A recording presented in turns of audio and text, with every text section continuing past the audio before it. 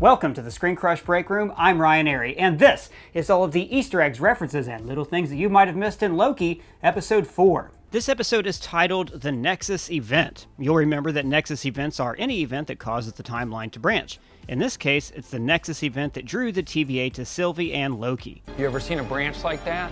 Now we'll talk about that event and what made it so special a little later in the video. The episode starts in Asgard with young Sylvie playing with her toys. In this scenario, it's an old Viking ship being attacked by a dragon and then they're saved by a Valkyrie. Remember, at this point the Valkyries had all been killed, so they were basically the stuff of legends.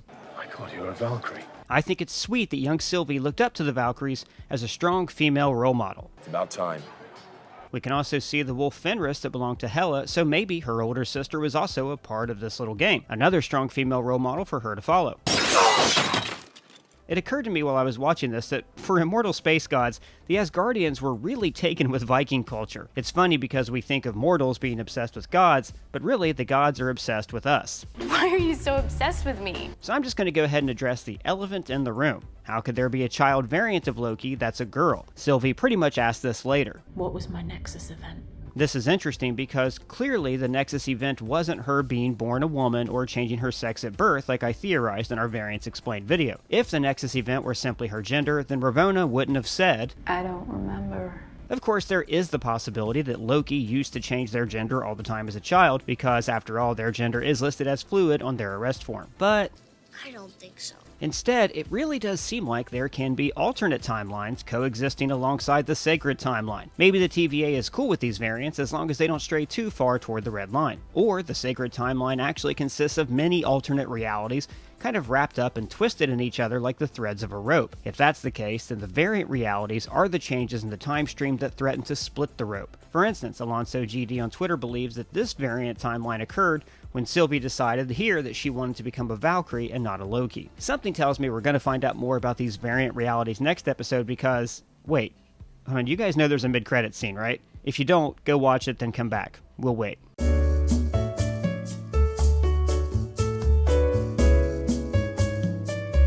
The flashback continues, showing us Ravonna's past as a hunter and young Sylvie's escape. This is the reason the Timekeepers are so afraid of her. She's been on the run for centuries, probably, plenty of time to learn what the TVA is and what they're up to. She also knows their greatest secret, that all the TVA workers are variants. This also shows us exactly why Ravonna doesn't like Sylvie and is so threatened by her. She embarrassed her. She was the one that got away. So after Ravonna goes to see the Timekeepers, the camera rests on this mosaic of them, beginning on the center Timekeeper. Now this happens a lot. The camera always starts on the center statue, the center keeper, and then pulls out, as if to say this timekeeper is the clue to seeing the whole picture. I'm not saying who this is. It could be Kang, Immortus, a future version of Ravonna. I just think the likeness of the center timekeeper is important. Maybe because it's the center timekeeper that gets decapitated and reveals who they really are. Boy, you just can't trust a Marvel trailer, can you? This shot of Sylvie and Loki looking at the apocalypse has been altered heavily from the trailer to throw us off. Sylvie says something that pretty much lays out the theme of the show. The universe wants to break free, so it manifests chaos. Loki is the god of mischief and chaos, the embodiment of anarchy, while the TVA is the manifestation of ultimate order and fascism. Sylvie's point is that the universe will always try to change and grow through chaotic events. This is pretty much Loki's purpose in life, as we pointed out in our Loki character study video. I trust you. You betray me round and round in circles we go.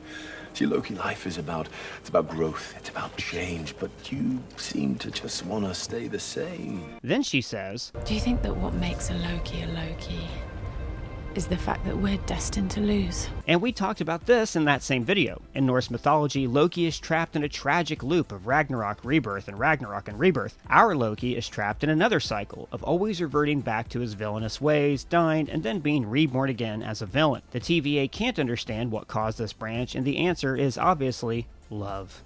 Love is the one thing we're capable of perceiving that transcends dimensions of time and space. But not just any love, the love of two variant Lokis. A team-up that should never happen, but is a mixture for chaos that could result in a child of chaos. It's probably illegal. I don't think so. We're not related by blood. Still frowned upon. But then what isn't these days, right? Mobius is right. The ultimate act of narcissism is falling in love with yourself. To research this video, I wanted to understand the concept of time travel and the fourth dimension. So I watched the great documentary Genius by Stephen Hawking, where he teaches 3 ordinary people how to think fourth dimensionally. We've brought together the 4 dimensions. And this is one of thousands of documentaries available on CuriosityStream, the sponsor of this video. They're the Netflix for nerds, the Hulu for history buffs, and the Disney Plus for the scientists in us all. I watch a lot of video essays, and I see CuriosityStream advertised all the time, so I finally checked it out. Now I'm hooked. And get this, if you use the code ScreenCrush, then it only costs $14.99 per year. This is a streaming service filled with thousands of short and long-form documentaries on a wide variety of topics. I've also been learning about the historical periods that we see in Loki, including the destruction of Pompeii. They make it easy to navigate with different collections and staff picks, kind of like looking for movies in a video store. The service also works on any device, anywhere, anytime. So again, if you want to try out CuriosityStream, and you really should, it's great, use the code ScreenCrush to get access for just $14.99 a year. After Loki is apprehended, we finally see the return of Jaime Alexander as Lady Sif. She had a couple guest spots on Agents of S.H.I.E.L.D., but she did not appear in Thor Ragnarok, when her friends, the Warriors 3, were all killed. Jaime Alexander was filming her TV show The Blind Spot, which ended up working out for her because now she can return to be in Love and Thunder. She says, "Because it was just a bit of fun." Which is how Loki describes his coronation prank on Thor. That was just a bit of fun, really. Double Vax Shot of Espresso on Twitter pointed out that this is tied to an actual Norse legend of Loki cutting off Sif's hair, and that this event led to the creation of Mjolnir. The scene is appropriate because, like I said, Loki lives his life in loops. All myths are loops because these stories are told again and again and again. Ancient people told these same stories over and over. Unlike the Loki of the MCU, there was no serialized movie series to help the old character grow and change. Mobius drops this fun line. You know, we brought in Kree, Titans, vampires. Kree, of course, are the intergalactic empire seen in films like Guardians of the Galaxy and Captain Marvel. Then there's Titans, plural. We've only seen one Titan that we know of, Thanos. But by the time we met him, his world had been eradicated and he was presumably the last of his kind. But in the comics, there were other Titans like his brother Eros. And in the comics, Thanos also has connections to the Eternals, so I'm wondering if they might end up being Titans as well. But the biggest name drop was Vampires. Vampires. In the MCU, Wolverine fighting vampires, Peter Parker fighting vampires. We already knew that a Blade movie was coming starring Mahershala Ali, but this is the first time we've actually heard vampires being mentioned in the Marvel Cinematic Universe. I would like a Blade movie now, please. Loki tells Mobius the truth, planting the seed of doubt in his head. But he's not the only one. Hunter B-15 is haunted by the memories that Sylvie showed her. This poster says verification through deletion, and it haunts her. Remember, she was the one who made the most discriminatory remark against variants. I don't want anybody out there to forget what you are. A cosmic mistake. And now she's seeing herself and the people she persecutes. So back to that uncontrollable force the TVA couldn't understand, love. As Mobius explains, true love is your soul's recognition of its counterpoint in another. So Hunter B-15 learning empathy for others, for her enemy, shows her that she is like the people that she's persecuted. And this is the first step to toppling a fascist regime like the TVA. Later they'll return to Roxcart so she can reveal her full memories. Roxcart, by the way, is a chain owned by Roxxon, the evil corporation from the comics that's had a small role in Agent Carter. Also, notice that when Sylvie enchants people, their temples glow, very similar to the Vision's powers when he unblocks memories in WandaVision. Makes me wonder if Sylvie's abilities are somehow tied to the power of the Mind Stone, like she's tapping into the energy of the universe that stone embodies. And her powers don't work in the TVA because the Mind Stone doesn't work in the TVA. The music playing in Ravana's office is a theremin rendition of St. Sans the Swan, played by Clara Rockmore on the theremin. She's asking Mobius where he wants to go, if he could go anywhere. I think she's testing him, trying to see if he says, oh, I really want a jet ski. Because if he did say that, it would mean that he was thinking about deserting the TVA. It's possible she's run this test before and had to delete other Mobiuses. Remember, she said, Mobius. Those rings are already there. And they're all from you. But Mobius doesn't remember leaving all of those rings, so it's possible that he's not the only Mobius. Even this line, friendship like ours is uncommon, is just another manner of control, trying to manipulate his emotions. And this, you can be whatever you want to be, even someone good, is really the key line of the series. The TVA represents determinism, the idea that everything that ever happens is fate and cannot be altered, where Loki represents free will, the idea that we are what we choose to be. You are who you choose to be.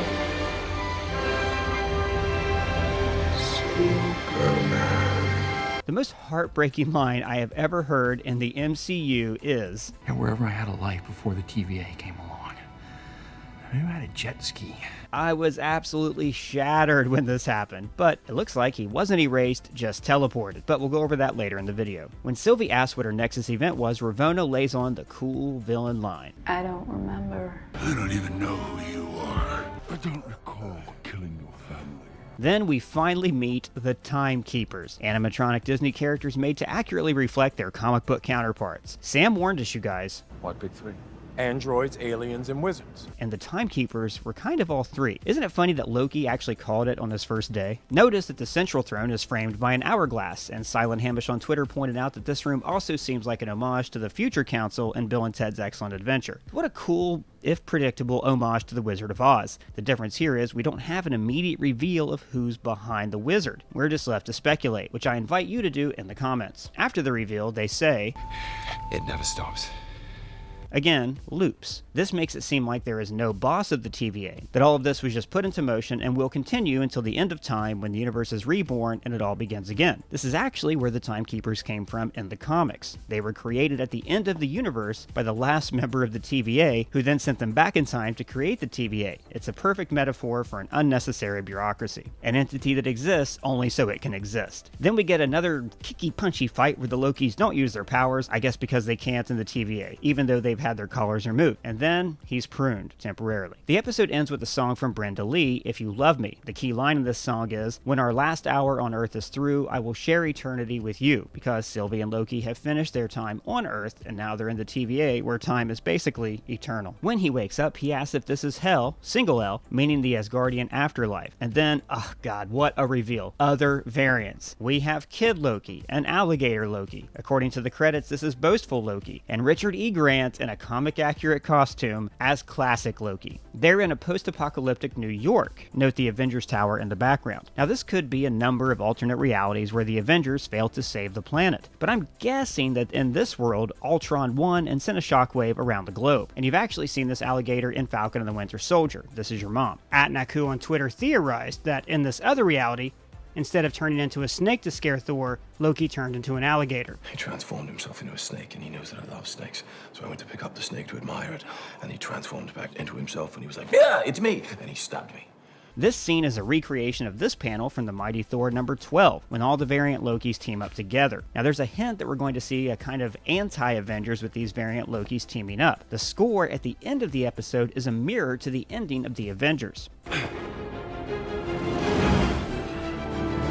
Now Loki is in a similar position, on the ground with a team looking down on him straight into the camera. So it turns out the TVA weren't really erasing people, they were banishing them to this apocalyptic timeline. They probably weren't even pruning the other timelines. All these charges might just erase all memory of the variants or the TVA from existence so people don't come looking for them. So here's that theory that I promised you, and it comes partially from Alonso GD on Twitter. There is no sacred timeline. Just like the Timekeepers, it's completely made up. The TVA is a group of people, or maybe a single person, who's just intent on maintaining power. The greatest threat to their power, for some reason, are Lokis, because Lokis are chaotic elements in the universe. The universe wants to break free, so it manifests chaos.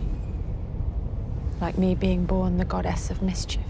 So, who's behind all this? Is it Kang, Immortus, Ravonna, or has the TVA just been going on so long that nobody knows where it came from? Does the snow globe on Ravonna's shelf represent Kang's city of Chronopolis? So I want to know your theories down in the comments or at me on Twitter. And if it's your first time here, please subscribe. For Screen Crush, I'm Ryan Airy.